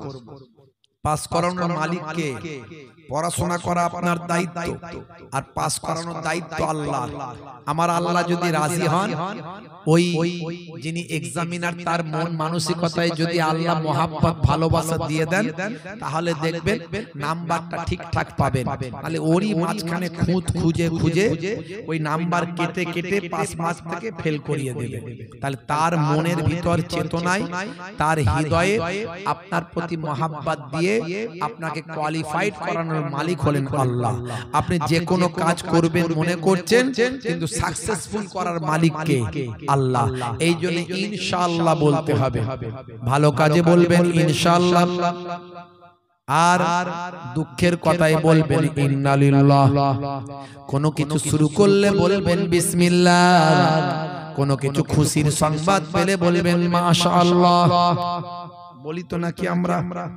কি জি বলি তো নাকি একটু হ্যাঁ হুদান না রাগ করেছেন নাকি কি জি বলি তো নাকি আবার এক একজন এত বলে ঘন ঘন মাশাআল্লাহ ঘন ঘন ইনশাআল্লাহ কিন্তু কোনখানে ইনশাআল্লাহ কোনখানে মাশাআল্লাহ ওটা বলতে গিয়ে আবার গন্ডগোল করে বলছে হুজুর আসসালামু আলাইকুম ওয়া আলাইকুম আসসালাম বলে মাশাআল্লাহ করিম চাচা মারা গেছে শুনেছেন মাশাআল্লাহ করিম চাচা মারা গেছে কি করিম চাচা মারা গেলে মাশাআল্লাহ বলে না ইন্নালিল্লাহ বলে ইন্নালিল্লাহি ওয়া ইন্না ইলাইহি রাজিউন বলে বলে মাশাআল্লাহ কি রে ভাই মাশাআল্লাহ কেন বলছো বলে এই যে মাশাআল্লাহ ইন্নালিল্লাহ সুবহানাল্লাহ এগুলো তো আপনাদের কাছ থেকে শিখেছি কোনখানে কোনটা বলতে হয় সেগুলো কি শেখানো হয়নি নাকি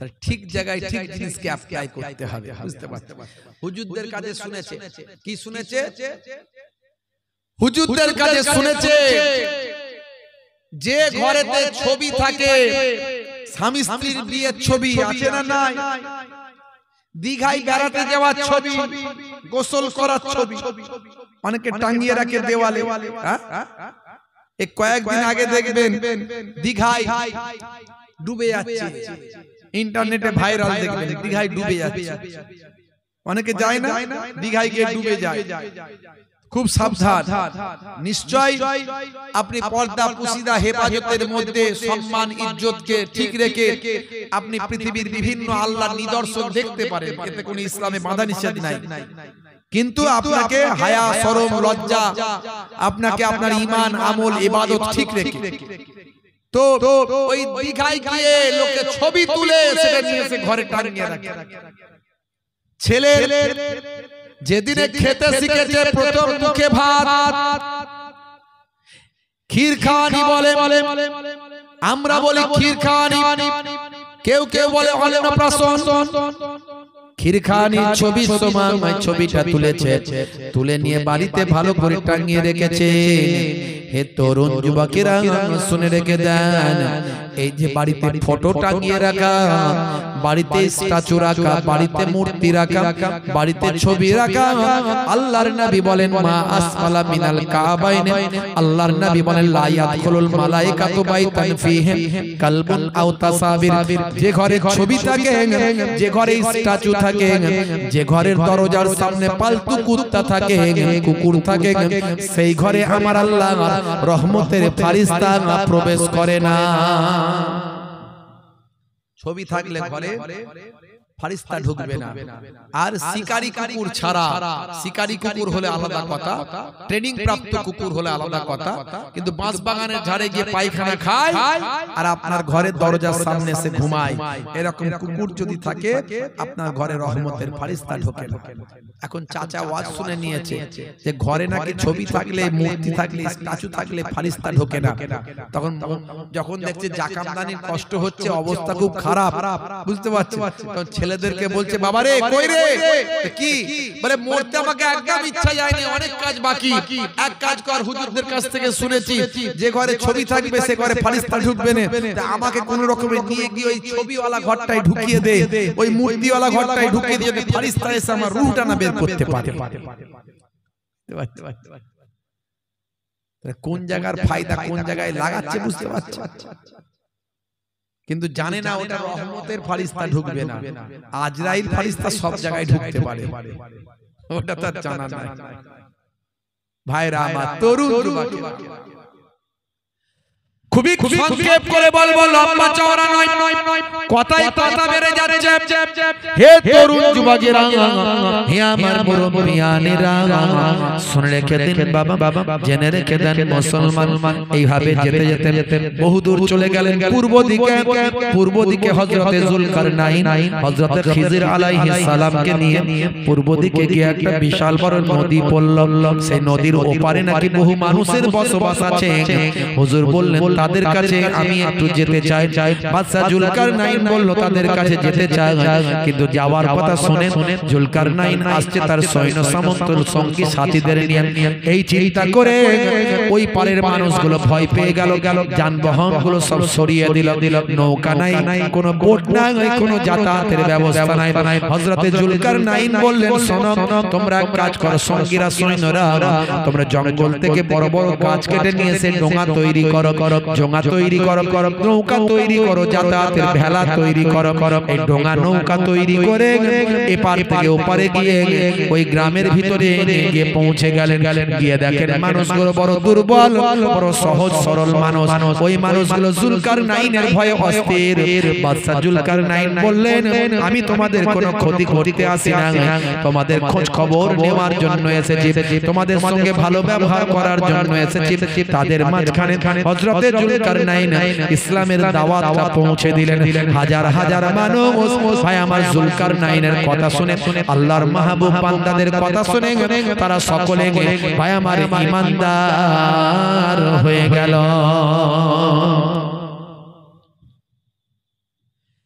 হে তরুণ যুবকেরা, ওই খাল থেকে যেতে যেতে জঙ্গল পড়ে গেল, বিশাল বিশাল পাহাড় পড়ে গেল। জিজ্ঞাসা করলো এই পাহাড়গুলো কি? বলে এখানেই তো কোকেসাস পর্বত আছে। হে তরুণ যুবকেরা, এই কোকেসাস পর্বতের কাছাকাছি যখন গেলেন, জঙ্গলের ভিতরে যখন প্রবেশ করলেন, জঙ্গলের ভিতরে গিয়ে হযরতে জুলকারনাইন তার সঙ্গীদের হারিয়ে ফেললেন। হযরতে খিজির আলাইহিস সালাম তার সঙ্গীদের হারিয়ে ফেললেন। ভাই আমার সেনাবাহিনী সৈন্যরা একে অপরকে হারিয়ে ফেললেন। এক বছর ধরে কারো সঙ্গে আর কারো সাক্ষাৎ হয় না, প্রত্যেকেই বিশাল গভীর জঙ্গলের ভিতরে সব হারিয়ে গেলেন। ভাই আমার সরদার কোথায়, সঙ্গী কোথায়, কেউ কোথাও খুঁজে পায় না। প্রত্যেকেই যে যার রসদ খাবার নিয়ে গিয়েছিলেন। এইভাবে তারা এক বছর কেটে গেল। হযরতে জুলকারনাইন তিনি কয়েকজন সঙ্গী নিয়ে জঙ্গলের ভিতরে গভীর জঙ্গলে তলিয়ে গেলেন। আবার হযরতে খিজির আলাইহিস সালাম কয়েকজন সঙ্গীদের নিয়ে তিনিও বাবা হারিয়ে গেলেন, শেষে একাকী হয়ে গেলেন। হে তরুণ যুবকেরা, হযরতে খিজির আলাইহিস সালাম একাকী ঘুরতে ঘুরতে কোকেসাস পর্বতের তলদেশে একটা এমন রাস্তা পেলেন যেখান থেকে গভীর জঙ্গলের ভিতরে ঢুকে যাচ্ছেন। যত যাচ্ছেন তত অন্ধকার, যত যাচ্ছেন তত গভীর। ভাই আমার এইভাবে চলতে লাগলেন। হযরতে খিজির আলাইহিস সালাম চিন্তা করলেন, এই কোকেসাস জঙ্গলের ভাই আমার গভীর তলদেশে এই সুড়ঙ্গ মতো রাস্তার ভিতর দিয়ে গভীর জঙ্গল, অন্ধকার জায়গা, যেখানে সূর্যের আলো পৌঁছায় না, সেই জায়গার ভিতরে এই আবে হায়াত কুয়াটা আছে। মনে হয় সেই রাস্তা পেয়েছি। একথা চিন্তা করে হযরতে খিজির আলাইহিস সালাম অন্ধকার গভীর জঙ্গলের ভিতর, ভাই আমার সূর্যের আলো পৌঁছাচ্ছে না, যত ভিতরে যাচ্ছেন তত অন্ধকার। এমন সময় নিজের ভিতর থেকে, নিজের কাছ থেকে ওই যে মানিক পাথর নিয়ে এসেছিলেন, যে পাথরের আলো লাইট চকচক করে, সেই আলোটা সেই সময় পাথরটা লাইট মারতে লাগলেন। হে তরুণ যুবকেরা, এই আলো বিচ্ছুরিত পাথর যখন বের করলেন, সেই পাথরের আলোতে ভাই আমার অন্ধকারের ভিতর আলোকিত হলো, রাস্তা দেখা গেল। ওই রাস্তা দিয়ে যেতে যেতে যেতে যেতে গভীর জঙ্গলের ভিতরে এমন অন্ধকার আচ্ছন্ন জায়গা, যেখানে মানুষ প্রবেশ করা সহজ নয়, মানুষ কোনো তথ্য পেতে পারে না, এমন জায়গা হযরতে খিজির আলাইহিস সালামকে আমার আল্লাহ পৌঁছে দিলেন। সেখানে গিয়ে দেখলেন, হাই রে হাই, যেটা মনে করেছিলাম সেটা, এখানে একটা কুয়া আমি দেখতে পাই। যে কুয়াটা দেখে অবাক হয়ে গেলাম, যে কুয়ার পানিটা সাদা ধপ ধপ ধপ ধপ করছে, দুধের যে সাদা। হযরতে খিজির আলাইহিস সালাম চিন্তা করলেন, এই কুয়ার পানি পান করার জন্যই জুলকারনাইন বাদশা পেরেশান হয়ে আছে। আহারে জুলকারনাইন বাদশাকে আমি ছেড়ে এই কুয়ার কাছে এসে পৌঁছালাম। ঠিক আছে, আমি যখন চলে এসেছি, আমি একটু পানিটা পান করি, তারপরে জুলকারনাইন এখানে ডেকে নিয়ে আসবো। হে তরুণ যুবকেরা, হযরতে খিজির আলাইহিস সালাম সেই কুয়ার ধারে গেলেন, হাতে করে আজলা ভর্তি পানি তুললেন, মুখে দিলেন, পান করলেন। এত সুন্দর পানি জীবনে আর কখনো খান না। দুধের যে সাদা আর মধুর যে মিষ্টি, এই পানি খেয়ে তিনি তৃপ্তি লাভ করলেন। তার কয়েক দিনের ক্ষুধা মিটে গেল, তার শরীরের উজ্জ্বলতা বেড়ে গেল, চেহারা পরিবর্তন হয়ে গেল। এই পানি খাওয়ার সঙ্গে সঙ্গে তার চেহারা পাল্টাতে শুরু করলো, চেহারা পরিবর্তন হতে শুরু করলো, চেহারার উজ্জ্বলতা বেড়ে গেল, চেহারার বাবা ভাই আমার যে সমস্ত স্ট্রাকচার ছিল সেগুলো আস্তে আস্তে বদলে গেল, হুজুরের চেহারা পাল্টে গেল। হে তরুণ যুবকেরা, হযরতে খিজির আলাইহিস সালাম নিজের আসুদা ভর্তি করে সেই পানিটা পান করলেন। এই পানি আর অন্য কোনো পানি নয়, এই পানি হলো আল্লাহর কুদরতি কুয়া, আবে হায়াতের পানি, যে পানি পান করলে মানুষ পৃথিবীর জমিনে কখনো মারা যায় না। জোরে হবে না, জোরে হবে না। এই পানি পান করে আসুদা পূর্ণ করলেন, তারপর চিন্তা করলেন তো জুলকারনাইনকে আমাকে খুঁজে বের করতে হবে, কোথায় গেল। আস্তে আস্তে সেখান থেকে বের হয়ে এলেন। হে তরুণ যুবকেরা, হে আমার বন্ধুরা, হে আমার মুরব্বিয়ানেরা, বাইরে বের হয়ে এসে আবার সূর্যের আলো পেলেন। এসে দুজন সৈন্যের সঙ্গে দেখা হলো। তাদের জিজ্ঞাসা করলেন আমাদের বাদশা কোথায়? বলে হুজুর আপনাকেও তো বহুদিন থেকে খুঁজে পাই নাই, আর বাদশাকেও তো বহুদিন থেকে খুঁজে পাই নাই। এই গভীর জঙ্গলের ভিতর আমরা সবাই হারিয়ে গেছি, বাদশার সঙ্গে এক বছর থেকে দেখা হয় না। হে তরুণ যুবকেরা, বাদশাকে খুঁজে আর পাওয়া গেল না। হযরত খিজির আলাইহিস সালাম খুঁজতে শুরু করলেন। খুঁজতে খুঁজতে খুঁজতে খুঁজতে নিজেও ওই জায়গাটা আবার হারিয়ে ফেললেন। হে তরুণ যুবকেরা, বাদশার সঙ্গে যখন দেখা হলো, ভাই আমার সঙ্গে বাদশার সঙ্গে যখন পরিচয় হলো, হে তরুণ যুবকেরা, তার আগে বাদশার সঙ্গে একটা ঘটনা ঘটে গেল। বাদশার সঙ্গে আল্লাহর মালায়েকা ফেরেশতার সাক্ষাৎ হলো। এই গভীর জঙ্গলের ভিতরে বাদশার সঙ্গে আল্লাহর মালায়েকা ফেরেশতার সাক্ষাৎ। বাদশা একাকী অবস্থায় তখন ছিলেন। বাদশা জুলকারনাইন সালাম কালামের পর জিজ্ঞাসা করলেন ফেরেশতা, হে বাদশা জুলকারনাইন, আপনি এই জঙ্গলের ভিতর কি করছেন? বাদশাই ছেড়ে দিয়েছে, এখানে কেন ঘুরছেন? তখন বাদশা জুলকারনাইন বলতে লাগলেন, আমি আবে হায়াতের সন্ধানে এখানে এসেছি। আমি সারা জীবন বাঁচতে চাই, কিয়ামত পর্যন্ত বেঁচে থাকতে চাই, আর বেঁচে থেকে আল্লাহ তাআলার ইবাদতে কাটাতে চাই। হে তরুণ যুবকেরা, হে আমার মুরব্বিয়ানেরা, বাদশাকে তখন ফেরেশতা বললেন, হে বাদশা জুলকারনাইন, আপনি এই স্বপ্ন দেখবেন না, সারা জীবন আপনি বাঁচবেন। কোন মানুষ সারা জীবন বাঁচবে না, কোন মানুষকে আল্লাহ সারা জীবন হায়াতে রাখবেন না। আপনি মানুষ হিসাবে এসেছেন, সারা জীবন বাঁচার জন্য আসেননি। আপনার জন্য পরকাল আছে, আপনার জন্য জান্নাত আছে, আপনার রূহের জন্য ইল্লিনের মাকাম আছে, আপনার জন্য কবরের বারজাখী জিন্দেগি আছে। হে বাদশা, আপনি ওই চিন্তা করবেন না, এই চিন্তা ভাবনা আপনি ত্যাগ করুন। আমার আল্লাহ মানুষকে সারা জীবন পৃথিবীর জমিনে রাখবে না, আপনি আল্লাহর নির্দেশের বাইরে যাবেন না। হে বাদশা শুনুন, আপনি স্বপ্ন এই চিন্তা করা আপনি ত্যাগ করে দিন, বরং যতদিন আল্লাহ আপনাকে বাঁচিয়ে রেখেছেন ততদিন আপনি আল্লাহর ইবাদতে কাটিয়ে দিন।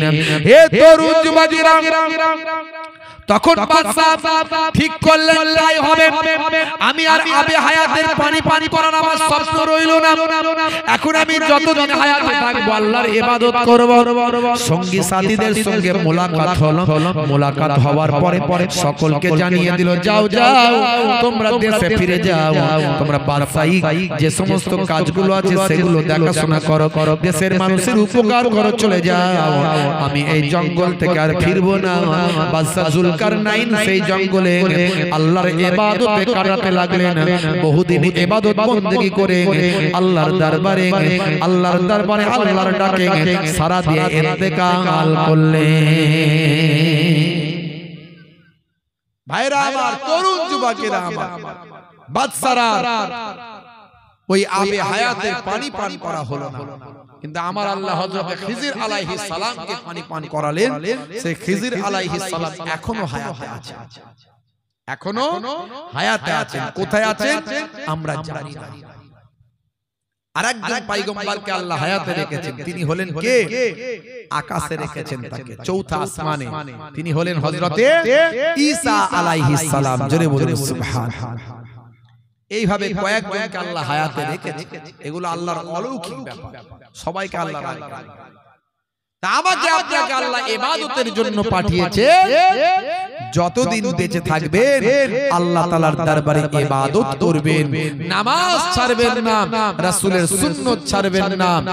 ভাই আমার, বন্ধুরা আমার, তরুণ যুবকেরা আমার, আমার আল্লাহর ইবাদত ভুলে যাবেন না, আমার দয়ার নবীর মহব্বত ছাড়বেন না, রাসূলের তরিকা ভুলে যাবেন না, রাসূলের আখলাক চরিত্র ভুলে যাবেন না। আমার নবী পাককে মহব্বত করবেন, রাসূলকে ভালোবাসবেন, আপনার আমার নাজাতের জারিয়া হয়ে যাবে। কাল কিয়ামতের দিনে আমার আপনার নবী আপনার আমার জন্য সুপারিশ করবেন, শাফাআতি করবেন। জোরে বলুন সুবহানাল্লাহ। আমরা ফুরফুরা শরীফ মুজাদ্দিদুল জামান দাদা হুজুর পীর কেবলা রাহমাতুল্লাহ আলাইহির ভালোবাসার মানুষ, মুজাদ্দিদুল জামানের দেখানো আকীদার মানুষ। মুজাদ্দিদুল জামান আমাদেরকে সঠিক রাস্তাটা দেখিয়ে দিয়েছেন। আখেরি জামানা অনেক বিভ্রান্ত, অনেক দলমত, অনেক মাযহাব, সিলসিলা, আকীদা আমার আপনার ঈমানকে নষ্ট করে দেবে। আল্লাহর ওলিদের পথে চলুন। আল্লাহর ওলিদের আল্লাহ কোরআন মাজিদে বয়ান করেছেন ওলিদের কথা। যারা আমার ওলি বান্দা হয়, আমি আল্লাহ বলি তাদের কোনো খৌফ নাই, ডর নাই, চিন্তা নাই। আলা ইন্না আউলিয়া আল্লাহি লা খাউফুন আলাইহিম ওয়া লা হুম ইয়াহজানুন। যারা আমার প্রকৃত বন্ধু হয়, আমি আল্লাহ বলি তাদের কোনো খৌফ নাই, ডর নাই, তাদের কোনো চিন্তাও নাই। জোরে বলুন সুবহানাল্লাহ। বন্ধুরা আমার, যাই হোক, সময় নেব না, রাত অনেক হয়েছে। সেই আলোচনার মজলিস জান্নাতি বাগান, যেখান থেকে আমাদের ঈমানকে তাজা করব। এই ঈমানকে তাজা করার বয়ান শুনলাম, আমলের বয়ান শুনলাম, ইবাদতের বয়ান শুনলাম। আমাদেরকে মরতে হবে, কেউ পৃথিবীতে বাঁচবে না। আমার আল্লাহ কোরআন মাজিদে বলেছেন, কুল্লু নাফসিন যায়কাতুল মউত, প্রত্যেক প্রাণী মাত্রই মারা যাবে, মৃত্যুর সময় এদিক ওদিক করা হবে না। তাহলে এই জায়গায় আমরা অল্প দিনের জন্য আছি, আমরা ইবাদত করে কাটাবো। বলুন ইনশাআল্লাহ। প্রত্যেকেই আমরা নামাজি হয়ে যাব। বলুন আল্লাহুম্মা আমিন। আল্লাহ কবুল করে নিন। বলুন আল্লাহুম্মা আমিন। ভাইরা আমার, সেই পাক মাহফিলে একটুখানি আপনারা আগামী বছরের জন্য সহযোগিতার হাত বাড়িয়ে দিন। যেমন আপনারা এর আগে প্রত্যেক বছর দান সদকা করেন, এবছরও করুন, যাতে করে জান্নাতের বাগান যেই জায়গায় হয়, আল্লাহর রহমত ঝরে ঝরে অবতীর্ণ হয়। জোরে হবে না? জোরে হবে না? এই কমিটির ছেলে খাতা নিয়ে এসো। যে জায়গায় জিকরুল্লাহ, জিকরুন নবীর আলোচনা হয়, সেই জায়গাতে আল্লাহর মালাইকা ফেরেশতারা হাজির হয়ে যায়। সরেফা আনহুমুল আযাব, নির্দিষ্ট আযাব গজবকে আল্লাহ সরিয়ে দেন। জোরে বলুন সুবহানাল্লাহ। তাহলে এই গ্রাম থেকে আল্লাহ বিপদ আপদকে সরিয়ে দেবেন এই পাক মাহফিলের ওসিলায়। ফুরফুরা শরীফ মুজাদ্দিদুল জামান পীর আবু বকর সিদ্দিক রাহমাতুল্লাহ আলাইহি, আপনাদের দাদা হুজুর কেবলা, আমার পন্নানা জান হুজুর পীর কেবলা, এই পাক মাহফিলের নাম দিয়েছিলেন দারজিনে আয়েশা আলাইহিস সালাম। ওয়াজ নাসিহাতের মাহফিল, সওয়াব রেসানির মাহফিল। এই পাক মাহফিলের ওসিলায় আমার আপনার ময় মুরব্বি কবরে পড়ে পড়ে সওয়াব পান। জোরে বলুন সুবহানাল্লাহ। ভাইরা আমার, কারো বাপ কবরে, কারো মা কবরে, কারো ভাই কবরে, বোন কবরে, দাদা দাদি কবরে, তারা বড় আশা করে আপনার আমার দিকে তাকিয়ে আছে। কার কার দিকে লক্ষ্য করছেন? মিন আবিন, নিজের বাপের দিকে, আও উম্মিন, নিজের মায়ের দিকে, আও আখিন, নিজের ভাইয়ের দিকে, আও সাদিকিন, নিজের বন্ধুর দিকে। দুনিয়ার মধ্যে কেউ যদি তাদের জন্য কিঞ্চিত দান সাদকা করে দেয়, সেটার কিঞ্চিত থাকে না, সামান্য থাকে না, কাল জাবালে রহমতের পাহাড় করে আল্লাহ পৌঁছে দেয়। জোরে হবে না? তাহলে কারো বাপ কবরে চলে গেছে, মা কবরে চলে গেছে, আমার আল্লাহ কোরআন মাজিদের ভিতরে বললেন মান জাআ বিল হাসানাতে ফালাহু আসরু আমসালিহা, বান্দা এক দিবি আমি আল্লাহ তোকে 10 দেব। জোরে বলুন সুবহানাল্লাহ। ওয়াদাকার আল্লাহর ওয়াদাকার আল্লাহ, আল্লাহর ওয়াদা কখনো মিস হবে? মিস হবে না। তাহলে বাপজি আমার হাদিসে কুদসির মধ্যেও এসেছে একের বদলে আমি আল্লাহ 10 দেব, একের বদলে 100 দেব, একের বদলে 700 দেব, একের বদলে আমি আল্লাহ বেহিসাব মালে মালামাল করে দেব। জোরে বলুন সুবহানাল্লাহ। আছেন কোন আল্লাহর বান্দা? আমি 8 জন বান্দাকে চাইবো, 8 জন। জান্নাত হলো 8টা। জান্নাত কটা? জোরে বলেন। এই কমিটির ছেলে গেল কই? কোথায় গেল কমিটির ছেলে? খাতা নিয়ে এসো, পেন নিয়ে এসো। জান্নাত কটা বলেন?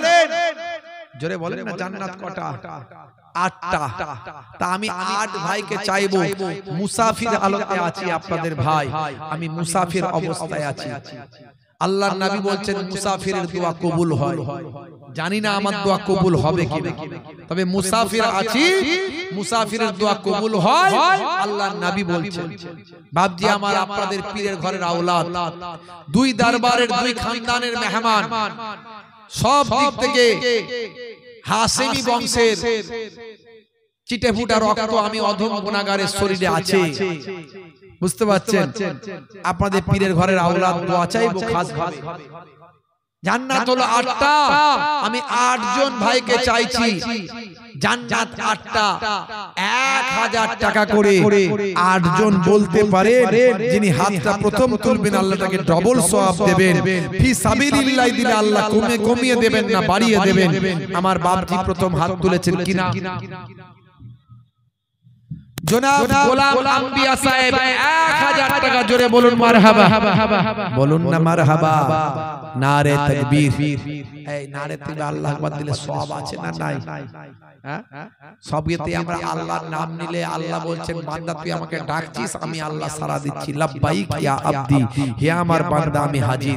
তা আমার বাপজি করলেন, আল্লাহ তাআলা কবুল করেন। বলুন আল্লাহুম্মা আমিন। বলুন আল্লাহুম্মা আমিন। নারে তাকবীর।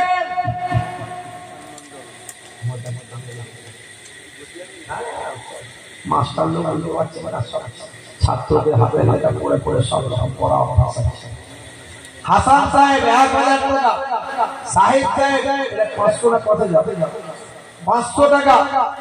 পিন্টু সাহেব 500 টাকা, নেভা 500 টাকা, মিজান সাহেব 1000 টাকা, সাহাবুদ্দিন সাহেব 2000 টাকা, নুরুদ্দিন সাহেব 500 টাকা, সাহানু বাবু 1000 টাকা। সালাউদ্দিন কি দেবে? সালাউদ্দিন সাহেব কত দেবে বলেন? সামাদ সাহেব 100, গোলাম আম্বিয়া সাহেব 1000। জোরে বলুন মারহাবা। জোরে বলুন না মারহাবা। জোরে হবে না মারহাবা। নারে তাকবীর। মাশাআল্লাহ। তাহলে একজনই যে 8 জন চেয়েছিলাম 8000 টাকা, তো একজনই 5000 টাকা। জোরে বলুন মারহাবা। তাহলে দাতা আল্লাহ ঠিক রেখেছে। আর দাতা বোঝে দান করলে কি হয়, দাতা জানে, সেই জন্যই দান করে। এমনি কি আর দান করে? দাতা জানে যে দান করলে আল্লাহর রাস্তায় আমার কোন আল্লাহ কম দেবেন না। জনাব গোলাম আম্বিয়া সাহেব 5000 টাকা। জোরে বলুন মারহাবা। জোরে হবে না মারহাবা? জোরে হবে না মারহাবা? নারে তাকবীর। দোয়া চাও আল্লাহুম্মা আমিন। আমার আল্লাহ আমার মাবুদ দানকে কবুল করে নিন, দোজানে দিন, হায়াতে দারাজ করে দিন। আপনি কোরআন মাজিদে ওয়াদা দিয়েছেন, ওয়াদাকে পূরণ করে দিন। একের বদলে 10 দেবেন কোরআনের ওয়াদা।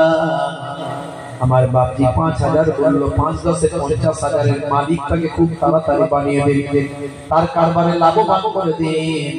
কোরআন মাজিদের ওয়াদা কখনো খেলাফ হবে না। আপনার ওয়াদা মান জাআ বিল হাসানাতি ফালাহু আসরু আমসালিহা। বান্দা এক দিবি আমি আল্লাহ 10 দেব। আল্লাহ